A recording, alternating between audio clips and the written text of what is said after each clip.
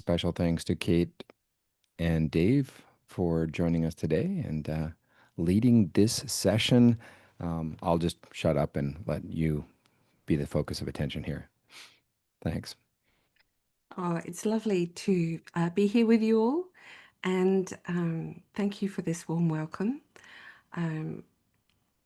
Maha has often made me think about why we do land acknowledgements in Australia, but I do want to let you know that I am, with great respect, on the land of the Darawal people, and I'm on land that is subject to a native title claim. And the truth of my being on this land that is continuously cared for by the Darawal people is that they were subject to violent displacement 200 years ago, and that is how come land is available at all. And I think that this acknowledgement is very important at the moment as we look at the world's other violent displacements that are happening. So I pay my respect to the extraordinary resilience and creative leadership of the Darawal people who are still here, still looking after their country, and still very generously saying to settlers like me that their country will look after me. Dave, do you want to say where you are? I'm on the treaty lands of the Secwepemc people here in Kamloops. And I want to speak just for a moment about my own family's history with the Mi'kmaq on the East Coast, which I've been spending a lot of time trying to discover in the last year. We spent some time this summer traveling through the Mi'kmaq lands through the middle of what we now call New Brunswick and Nova Scotia. And it turns out that both sides of my family from that period were hidden, sequestered, and moved by the Mi'kmaq people from the expulsion of the Acadians at the time. Something that is a not often spoken about period of sort of heroic movement by the Mi'kmaq people for my own people. And it's something that I'm really grateful for, and something that is a part of that history I'm trying to, the bravery of the Mi'kmaq people is part of that history that I'm trying to revive and get moved around a little bit more. While we were on their lands, they still protected us, and that's something that I'm very grateful for. So we wanted to begin by asking you, first of all, to check, are you normally in sessions like this comfortable putting things in the chat? Does that normally work for you, or do you prefer to speak? Ken saying yes. We wanted to just ask you, top of your head, the kinds of things that you feel are meant by the term uncertainty at the moment. Because I think we're all hearing this word a lot, but we're probably all hearing it in slightly different contexts. So if there's anything, and feel free to say it out loud or put it in the chat. What is uncertainty meaning at the moment? And I'll pop one in. I'm hearing constantly about financial uncertainty. Australia is one of many countries that is ducking the tariff boom at the moment, and it's causing all of our financial commentary to talk about the word uncertainty. I'm wondering where other people around the world are hearing the term uncertainty.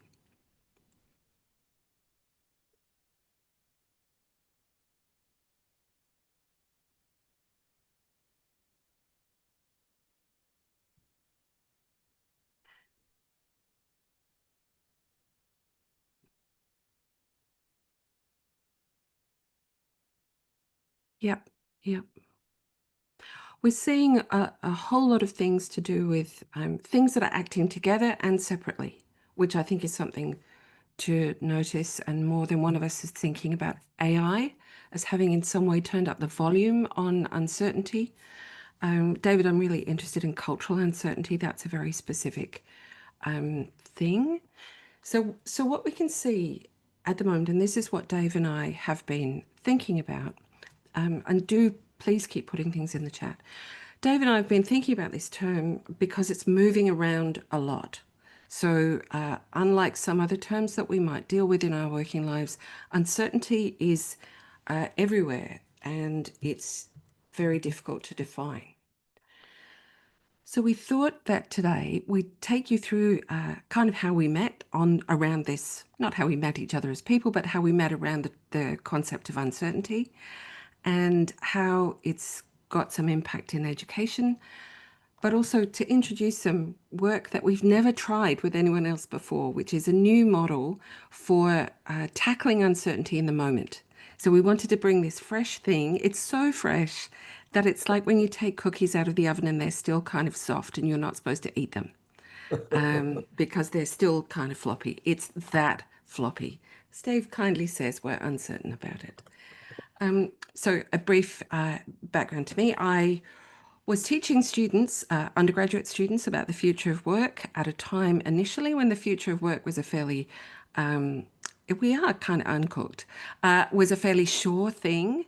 And so my job was to teach them about some skills that they might take forward into the future of work. And as I taught this over a number of years, the future of work crumbled, particularly for graduates.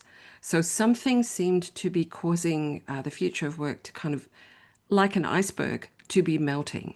And our students were trying to kind of swim towards it. And so the conversation changed. But in the business literature on good skills for a changing future, I kept running into this idea of tolerance of uncertainty.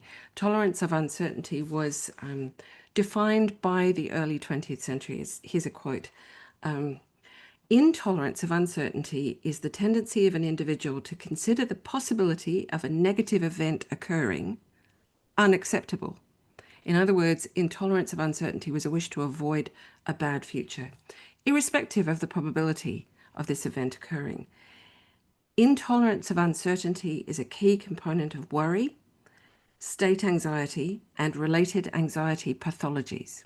So clearly a lot was at stake.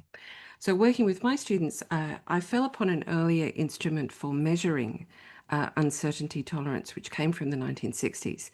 And year after year with students, we would fill out a survey by the psychologist Stanley Budner. You'll be hearing a bit more about Stanley from both Dave and me. So that's how I came to be thinking with students about uncertainty. Dave. And tracing back, it's funny because this is how Kate, though we've known each other for several years, ended up in the same place. So for many years, I've been circling around the term uncertainty in the work that I do. There's a sense in which, when I look back at the work that I did all the way through from 2008, 2006, really, where I found the rhizome, where somebody actually introduced me to some concepts around how it was possible to start from the middle of something, and that in a sense there is a way in which when you are thinking about learning, starting in the middle of it was actually where people always were, where there was no beginning. It wasn't a sort of thing where, where the feeling I had as a teacher and as a learner, which was that the artifice around education was something that was in our way and actually created a situation where people learned in a way that was disconnected from the world that we have, like just the institution and a bunch of necessary things that happened.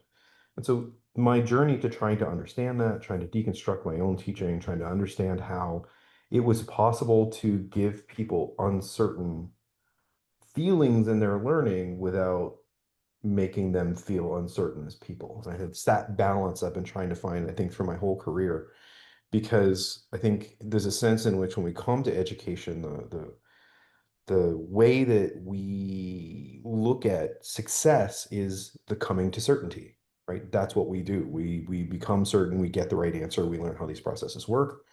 And increasingly, I got to the point where it became clear in my own work that the places where I found success were the places where I taught people to handle with uncertainty, to look through that process, and to be better prepared to face uncertainty in the future, and to some degree embrace that uncertainty. And so last 2 years ago, I came through to Budner, this guy from the 60s, who I think it came out of his PhD work.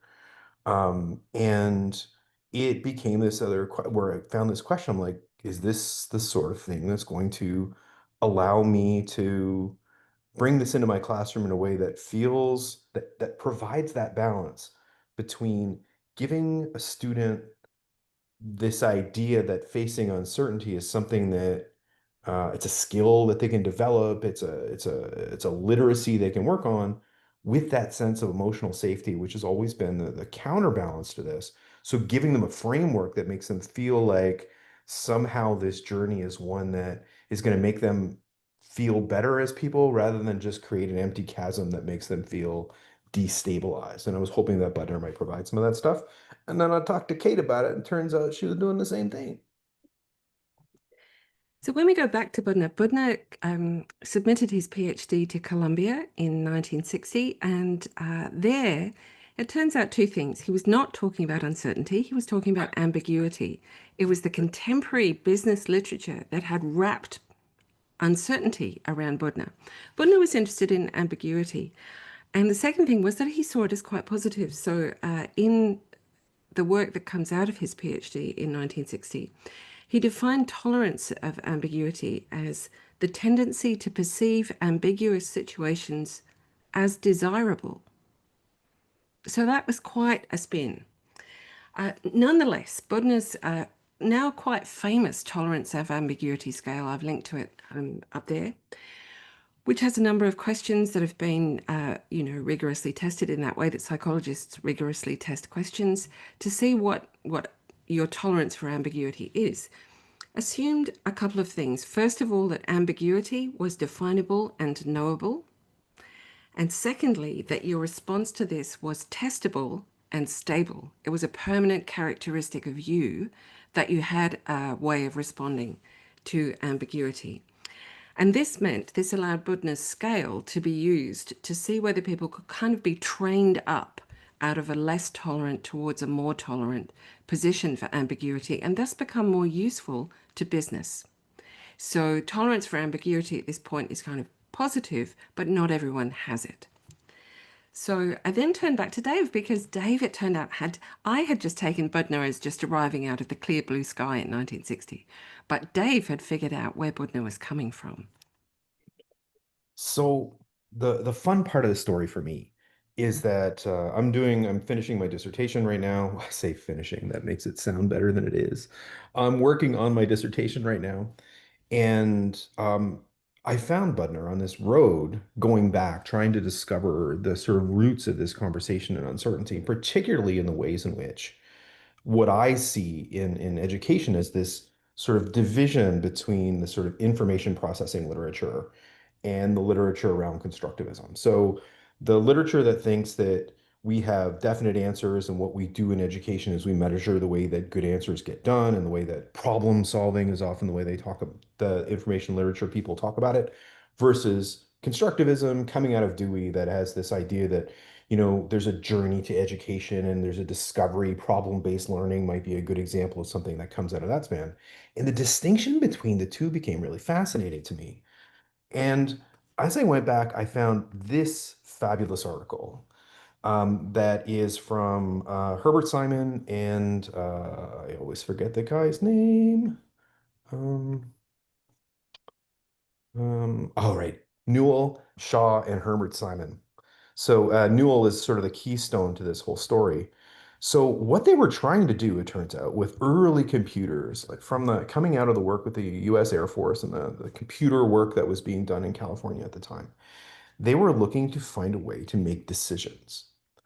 And what they were looking to do is a way to kind of separate the decision from the human. So if you look through this article, you see kind of the foundation of this whole arc that goes through eventually Herbert Simon in the 70s and the work that was done on the early AI models and the work that was done and there's a great article from Herbert Simon from 1973. It comes out the same time as the Wicked Problems articles, the Riddle and Weber article on the that sort of founded the concept of wicked problems. And again, you see this firm division between these two ways of looking at the world.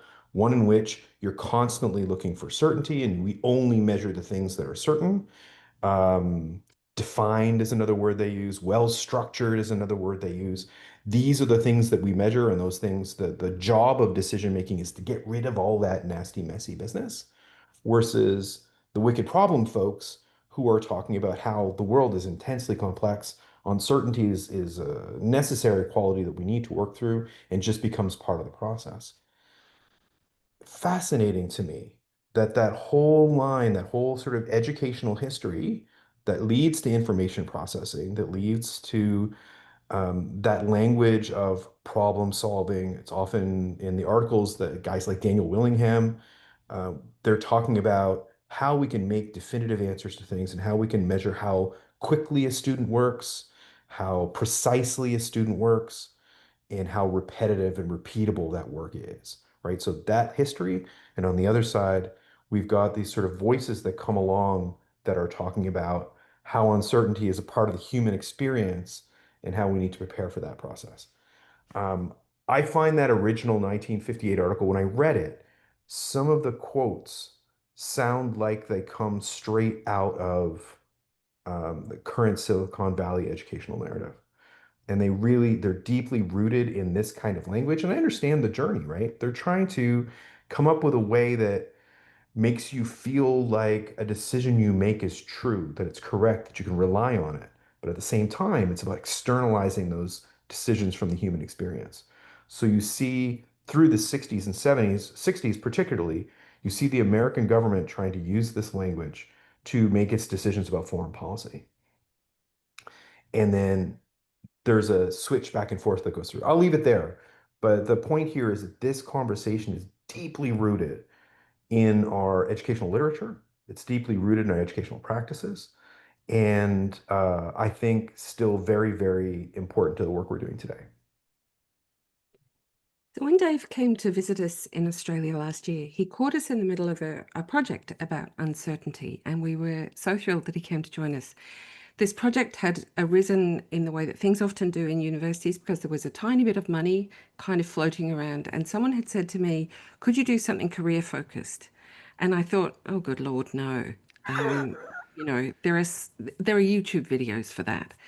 But I said I would really welcome the opportunity to do some thinking with students about uncertainty. And one of the things that we wanted to test was Bodner's assumption that your tolerance for ambiguous situations and your tolerance for uncertainty was fixed. So Dave joined us in the middle of thinking about this with a group of students, particularly looking at how uncertainty differentiates between students of different kinds of situation, particularly different kinds of neurodivergence. Something that might be a kind of fun and freewheeling risk for one is really unacceptable for another for very good reason.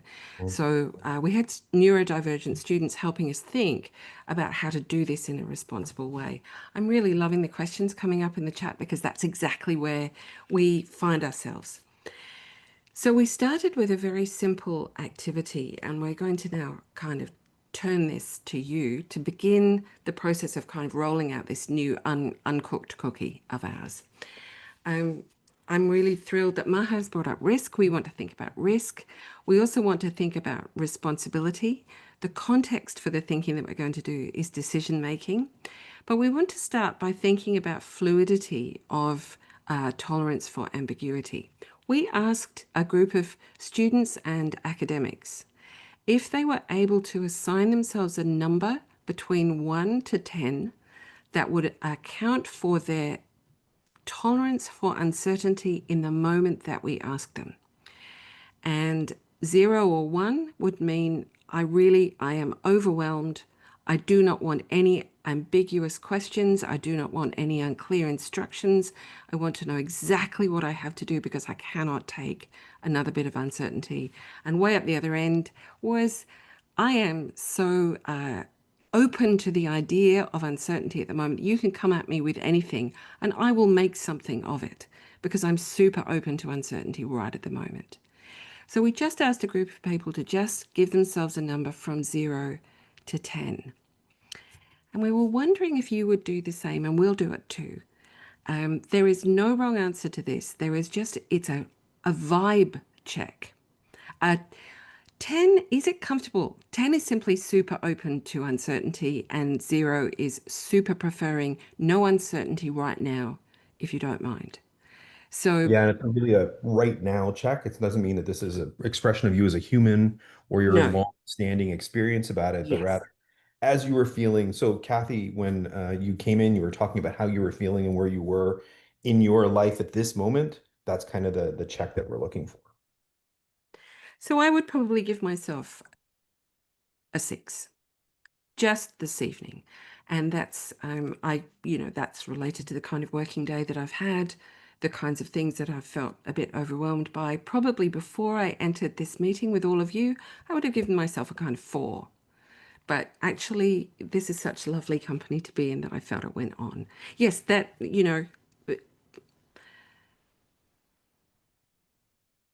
so this is exactly what we did it with a group of about 25 people, and they were all, once they understood that it was a vibe check and not a character description, they were able to do it very quickly.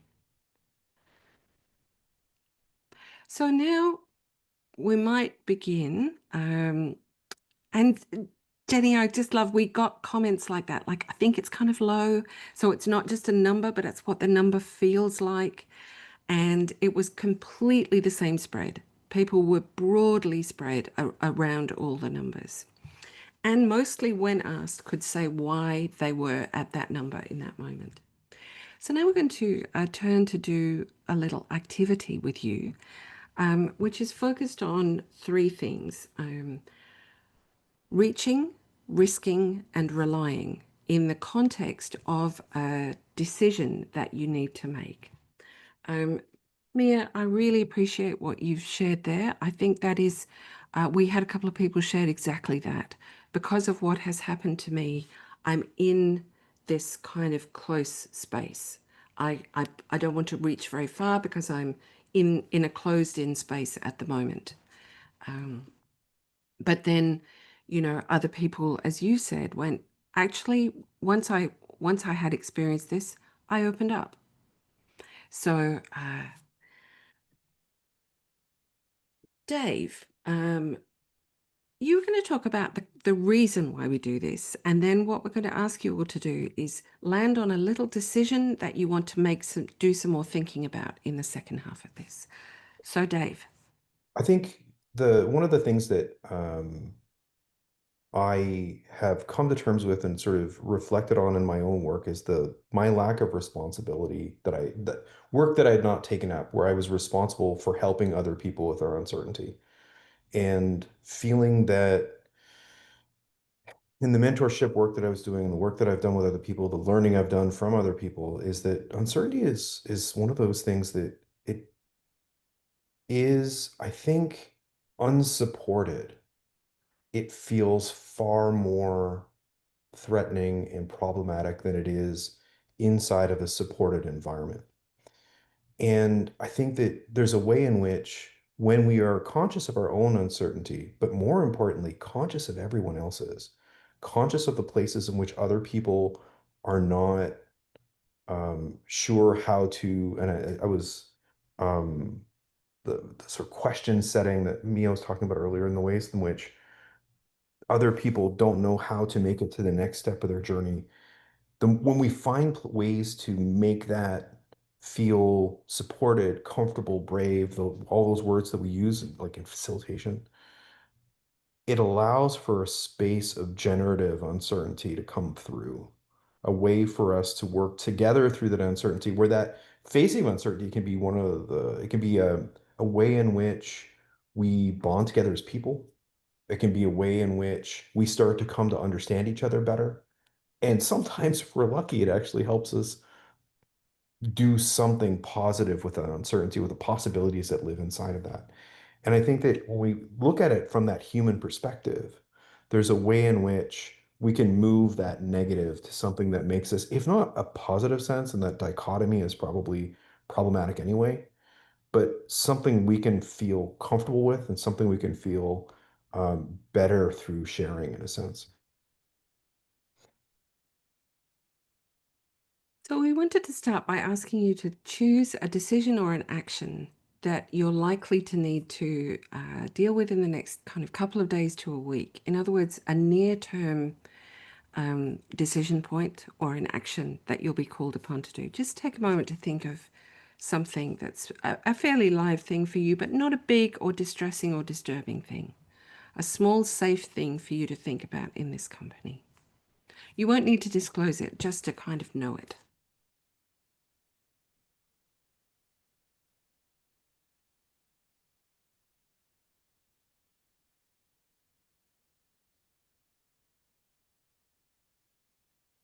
And the first step is to start by thinking about what is uncertain in this decision or action point. Is it that you don't know what will happen if you act? Or is it that you know what will happen if you act, but you don't know if that is something that you want? In other words, does it look like a bad future? Or are you hesitating to act because you're not sure which is the best thing to do? Is the uncertainty in the situation or is it in you? And all we're asking you to do at this point is to kind of connect with how this makes you feel. Because that will be very personal to you. And again, it will be situational. It won't be the way you always respond to everything. It will be the way that you're thinking right now at this moment, whether you're in the middle of your working day or the beginning of it or the end of it. That's a kind of what am I going to do?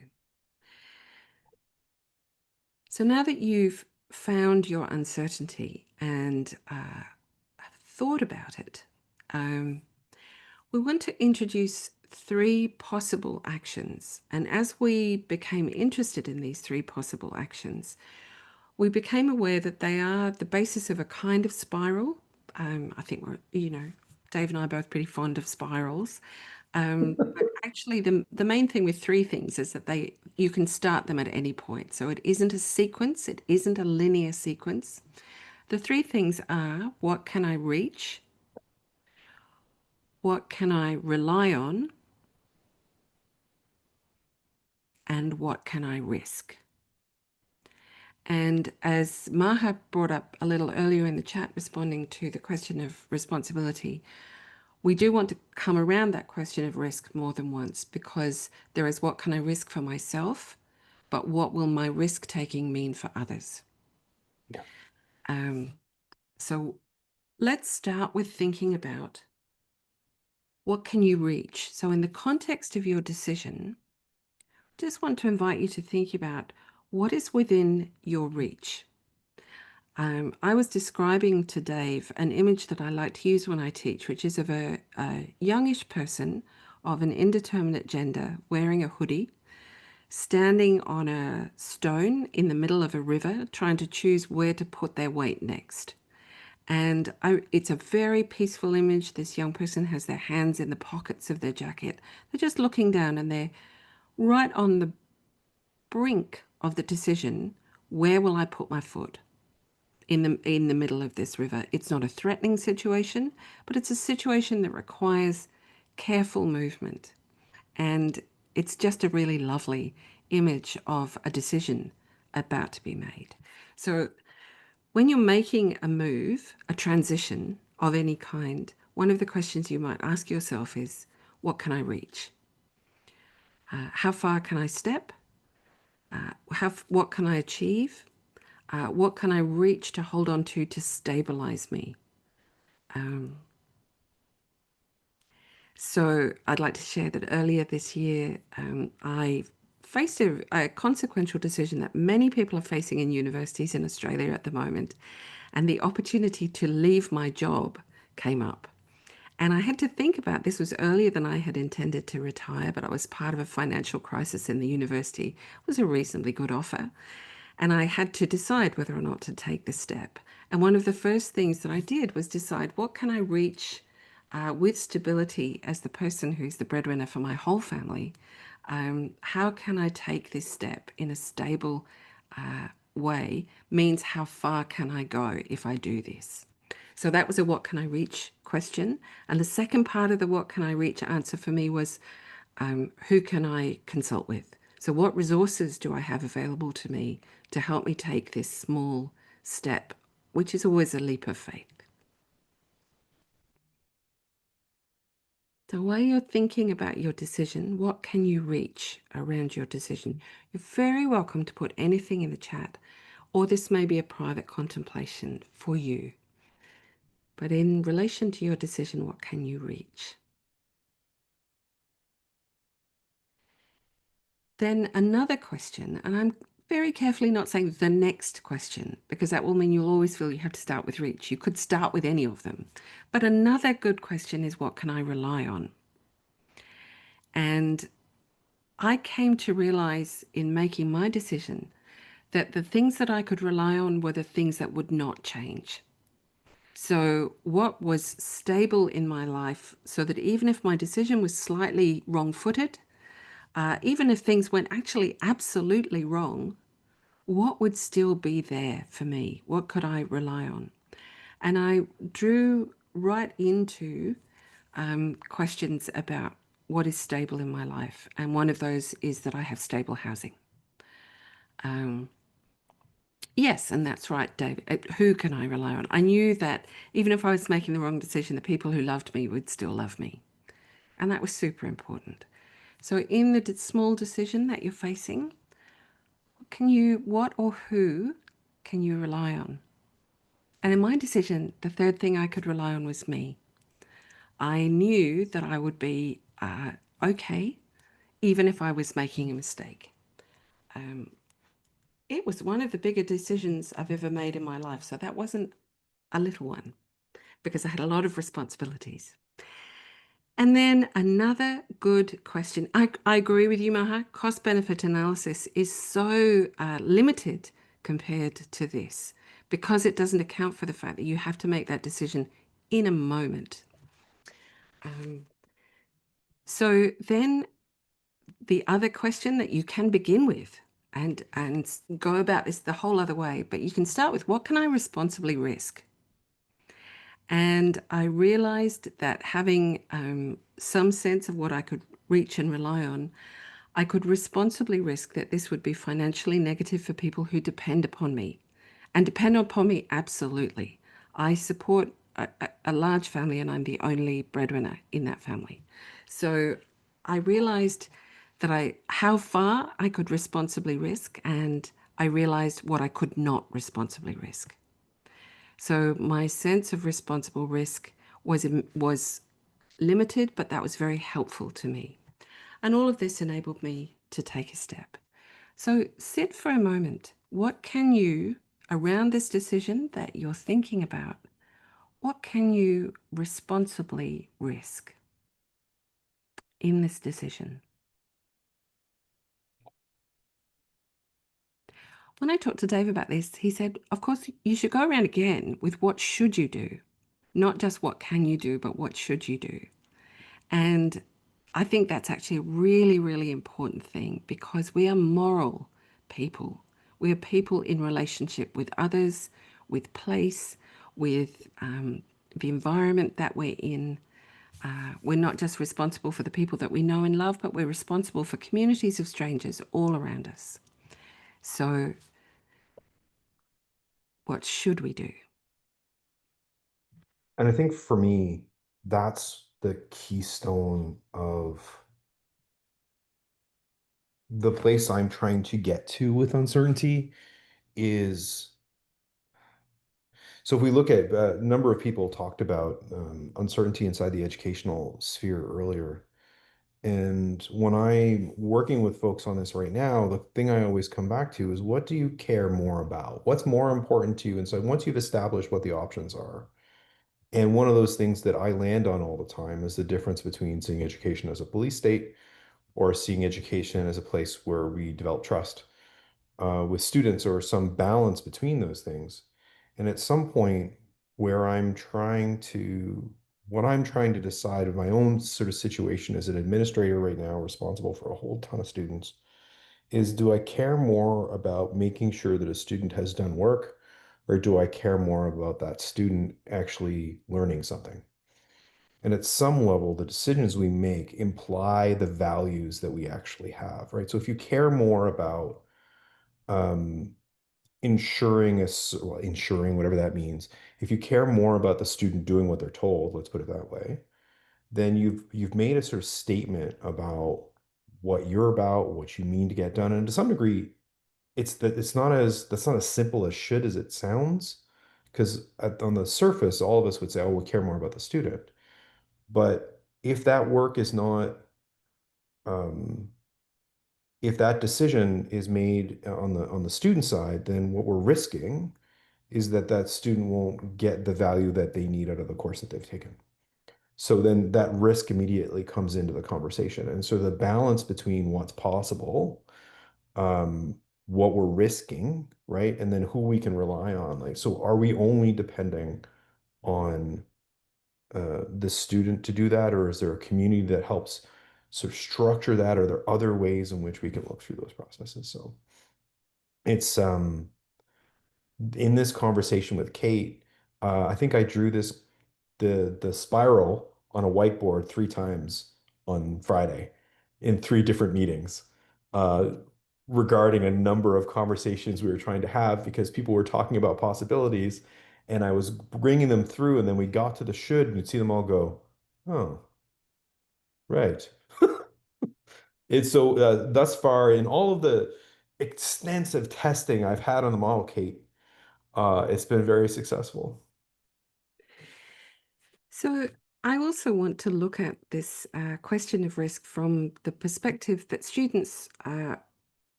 raised with me about risks that I was prepared to take, including, it seemed to me, the risk of sort of, I was prepared to risk being very flexible to allow them to learn what they wanted to learn. And I really want to give some credit to a student called Rosalie Andrew, who Dave met. Rosie was the student who most consistently researched with me and rebuked me and constrained me on behalf of students who are attempting to learn with fairly severe neurodivergence, with anxiety conditions. And I was proposing all sorts of courses of action that would actually make all of those things worse. And so what they wanted was clear, unambiguous instruction, very strong guidelines towards very, very defined outcomes, because they were dealing with so much in their heads already that this was just going to make things significantly less equitable for them. And so for me, that is the balance of risk and responsibility, that I cannot in good conscience either teach or in my current work facilitate and train for people with a high level of confidence around risk, because that is not in everyone's gift at the moment. And in fact, the feeling is that that is getting harder to attain. We just wanted to kind of open this up for questions, but before we do, I wanted to ask you to return very briefly to your decision or your action that you were thinking of taking, the thinking that you've done around what you can reach, what you can rely on, or who you can rely on, and what you can risk.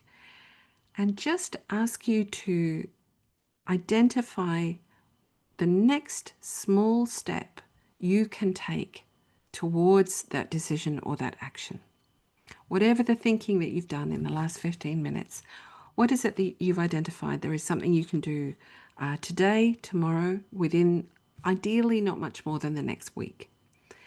Because what we find is particularly useful when working with groups is if you can come out with a decision about a first step, not the decision about the end point of the choice, but the very next thing you need to do, the what's next.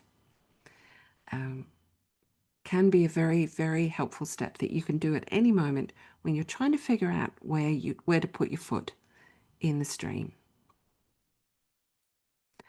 Now, something that we did think about doing, but we're not going to, I think, do it, but we're going to invite you to think about it.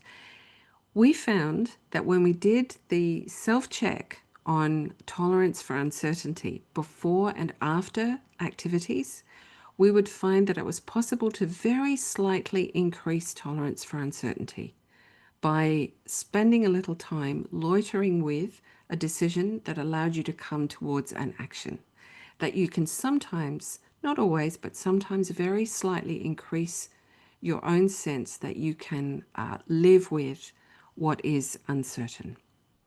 And we don't want to moralize about it being better to be more tolerant of uncertainty than not, because since Buddha, there's been a very long history of that moralizing and it's not helping. But we do want to say that one of the things that we strongly argue for in our work is that tolerance for uncertainty is highly fluid and situational, far from fixed, but it is self-assessable. So we wondered whether you'd like to ask us any questions. This is our half-baked cookie that we're working on at the moment, which is how can we take this idea of reach, risk, and rely on into larger situations. Dave's taken it into a kind of administrative decision-making context. I'm going to take it into the context of working with a large health organization. I think I would use it with students. I'm keen to know, what do other people think? I love that, Jenny. The next steps that still feel possible after you've left the room. Not the sort where you think, why did I think I could do that? Yes, the step of possibility is actually a really wonderful step, I think. Dave, you're on mute. I sense that your That probably wasn't lips are helpful. moving for a It's actually reason. my first time using Zoom, so I feel I'm also very fascinated by Jenny's comment. Um, I wonder if some of that why did I think I can do that is that illusion of certainty that can happen in a room when what you're doing is working towards an answer to a problem. When it's so often those problems don't have answers. And Jenny, I just saw you take off your microphone, and I wonder if you had something you wanted to add. I can. I've got terrible internet because apparently one storm is all it takes to knock out the internet in the UK. So we'll see how this goes. But yes. So hi Dave. First of all, I was lucky enough to be part of your uncertainty Well, I remember. thingy. Yeah, that we did a little while ago now. But that step out of the room thing comes out of work I've done with academics and with students around making next steps that carry your community with you, but don't require them next to you. So we get really excited when we're in community with others about all the big stuff we can do. We want to change things and all that. But then you walk out the room and you close the door and you think, what? So the idea here is that it may be about certainty, but I think it's also about an embrace of what your actual context is and what your agency is in situations. So perhaps when you're aligning it with things like the risk and what you can rely on, it's not requiring, it's making a decision or making a choice about a next step that allows you to rely on what you have in that moment, in that constantly changing moment. So it might just be a small thing and that might grow into a bigger thing. And it kind of gives people permission to start with that small step. So there's no shortcut. You know, you can't shortcut your way to change, but you can Yeah. just take one little step after the other. And if each one feels possible, I don't know if they'll feel certain, but if they all feel possible, then I think you kind of keep that community with you and the idea of what you can rely on and what your risks are, perhaps in the forefront of your mind, and deal with them honestly. Interesting. I noticed that Maha, you have your hand up. Yeah, I had something to say, but I got a bit distracted by what Jenny was saying in terms of possibility. So what I wanted to talk about here is the difference between true uncertainty that is like biological, for example, like someone being sick and you don't know what's going to happen, but it's truly uncertain, like you really have no control over it, versus I think manufactured or socially constructed uncertainty. That I think Jenny and I were talking about this a little bit in the chat as well, is like, oh, someone actually knows, but they don't want to tell us, or someone in power doesn't want to make a decision, so they put us through this uncertainty. I think definitely with COVID, there was a little bit of that. With generative AI, there was a little bit of that. And I think those of us who have a little bit less power got together in community. I think you were talking about this, the uncertainty bringing us together sometimes. And then I was thinking about what you were saying about students who are neurodivergent and how they really need a little bit more clarity and certainty and how important that is, but also wondering about, first of all, because I know you two, Kate and Dave and myself, don't generally teach with a lot of like certainty. So we'd have to manufacture the certainty for these students to make them comfortable, but we don't have that certainty. It's kind of like you have to give me a rubric that's very clear, but I don't want you to produce something particular. So, creating the rubric kind of goes against my pedagogy. And then also life is not that certain. So how do we support students or people around us, not just students, right? People around us who have people close to me who have mental illnesses or have anxiety or have something that I don't experience that makes them less comfortable with uncertainty, but I still want to support them through a life that is going to be like that. And of course, when we're teaching, we don't have to push them into the pool every time. but but is there something in between that kind of can level the playing field of the risk for different people? Not level it, but you know what I'm saying, right? Like, can we Yeah, help yeah. someone enhance their tolerance for uncertainty where the risk really isn't that big, but they're perceiving it to be bigger than it actually is? I think that's what I'm saying. I think sometimes in education, students perceive the risk to be bigger, maybe because other professors care more about rigor and they don't want the students to succeed as much as they want to catch them, and the things like Dave was saying about policing. Sorry, I brought in a lot of different angles, but No, they're all fantastic. I mean, I was thinking about how I met Rosie Andrew, the student that I mentioned. She came into this project with me because she had been notified to me by someone else that she was unable to complete something that was a required course for her degree because of her anxiety. And so she needed a kind of workaround, a kind of go around. And so I said, well, come into this and it's completely unclear to me what we're going to do. And I've got no plan and I have no idea how we're going to do it. But by the end of it, you will have some kind of credit. And so poor thing, I think initially spent the first 2 weeks thinking that she had leapt from the frying pan into the fire because she had gone from an uncertainty which was to do with knowing she couldn't do a particular thing. She couldn't do presentations, to coming into a situation where everything was uncertain. And I was so respectful of the way that she opened herself up to the possibility that even though this was an uncomfortable situation, we might be able to trust each other enough to get through it safely. And Maha, I have a strong focus on safety, and I realized that what I needed to do was hold myself accountable for her safety in a way that was clear to her, not simply, a nice thing about me. It had to be made really clear to her in language that she could accept. And I think that was something that taught me an enormous amount. So I think that Jenny's raising to me one of the most important things. Why does this not happen all the time? Because nobody has any time. And so it's actually much easier to produce a rubric, to produce a set of rules, in fact, to produce something that is replaceable by AI and ultimately doable by AI, because you've done that because you don't have time. And I think that then takes us back to Dave's lovely article from the 50s. How do we solve the human problem of decision making? We do it by making it more like machines. And AI is only romping through our universities because we already set up our universities to be highly amenable to it. That's the only reason that it's so attractive to university decision makers, because of what was there already, I think. And yes, time is not equitably experienced. And I think that's particularly key accessibility issue. And it's one that, I mean, ironically, it is the only thing that we're certain of, that all of our time is finite. So at one level, that ought to put all of our time in a kind of pool of shared responsibility.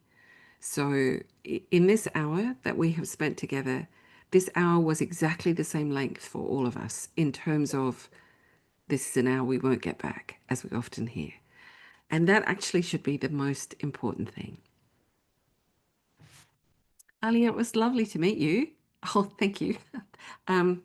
Yes, Alia just said that she liked my virtual background. So because that's brought it up, I'm going to tell you that it's one of the very close-ups on Google Earth that Google supplies when you open up a new tab if you have Google Earth set up. It gives you some bit of the world. And this is some random bit of geology, but it's in a swirl of blue and pink and other kinds of blue. And I was just so struck by the fact that if you look at the planet really closely, it's very abstract. So it's an abstract of inky blue, and pale blue. Does anyone else have any questions for us? There's a lot of questions about filling out feedback. I think that's quite interesting. Speaking of uncertainty, Speaking I'm of gonna, uncertainty, yeah, yeah, right. like, let's get data from our time together.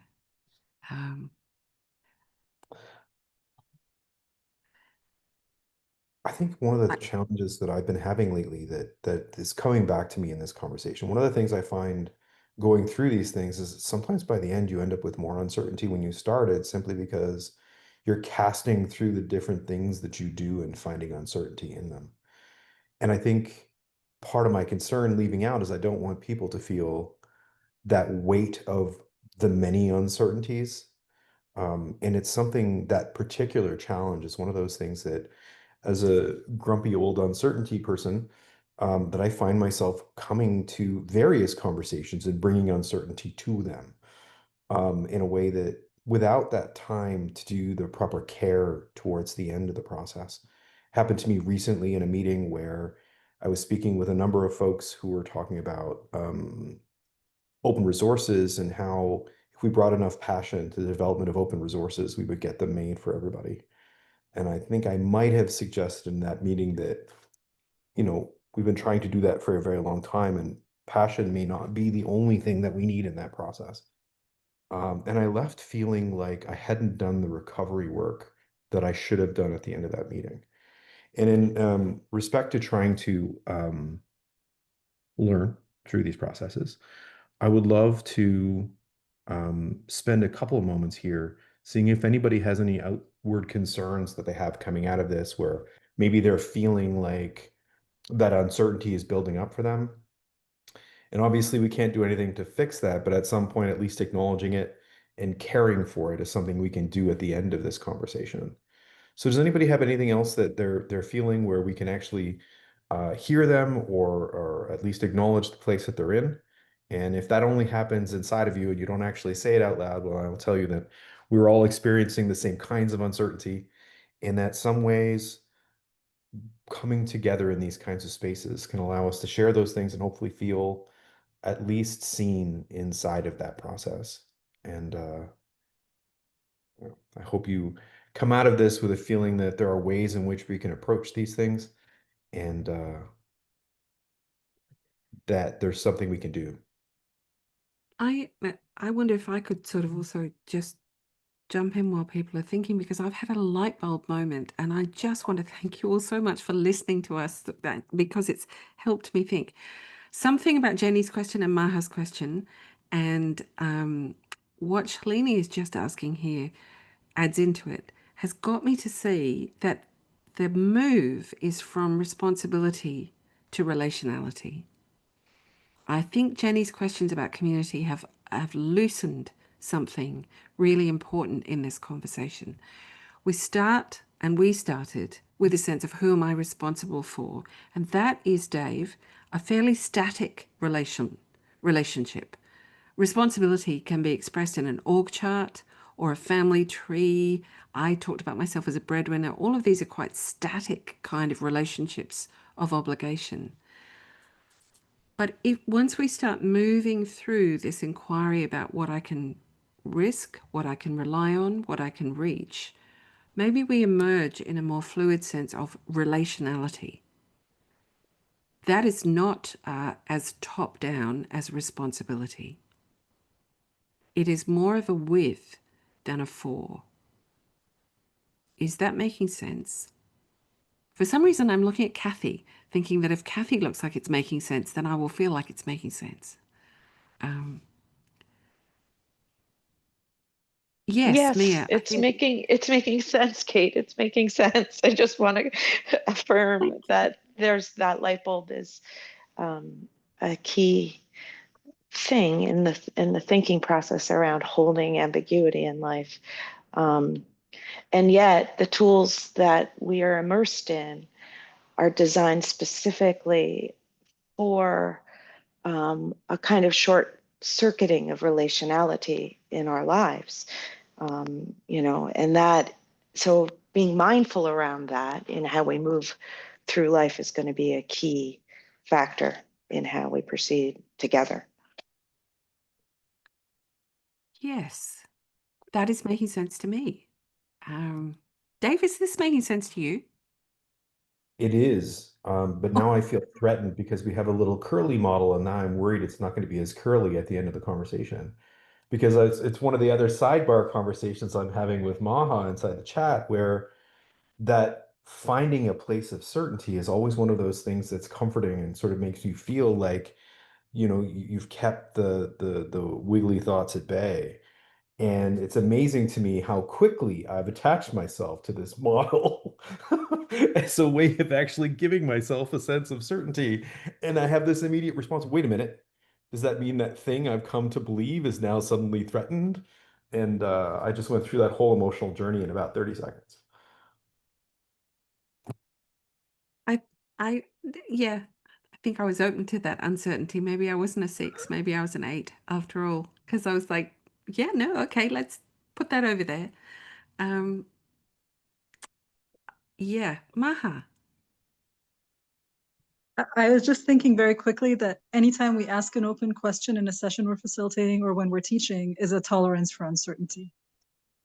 Right? And so whenever, as an educational developer, when we try to encourage people, other educators who have different teaching philosophies to start doing that, and if they have a sense of like not being comfortable with that uncertainty, we're asking them to embrace it, which is unfair. They may feel vulnerable or fragile doing that kind of thing.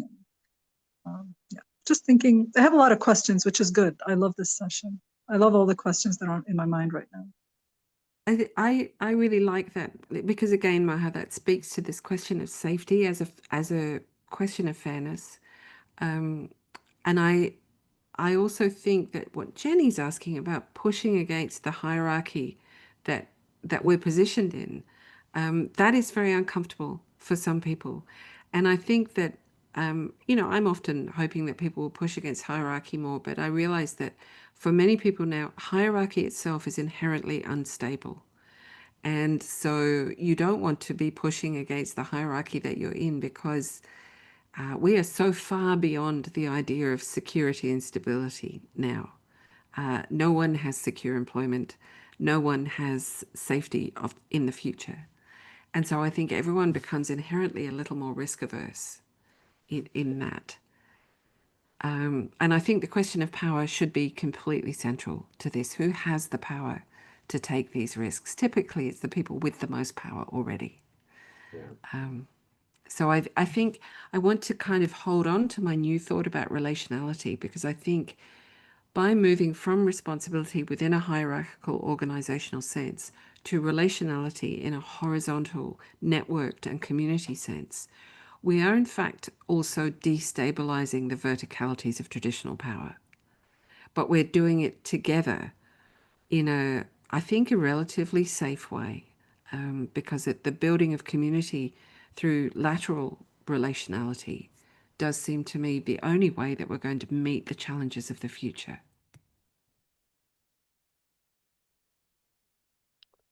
That feels like a lovely final moment. So I think we've come to the top of our hour.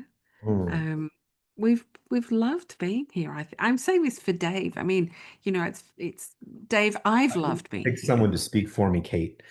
Everything always sounds better when you say it, so I'm happy to take that position.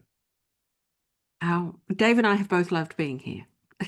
We have. No, we really have. It has been really such an honor to bring this very, very new paint drying work to you, because this is our community, so this is our relationality. So thank you for having us.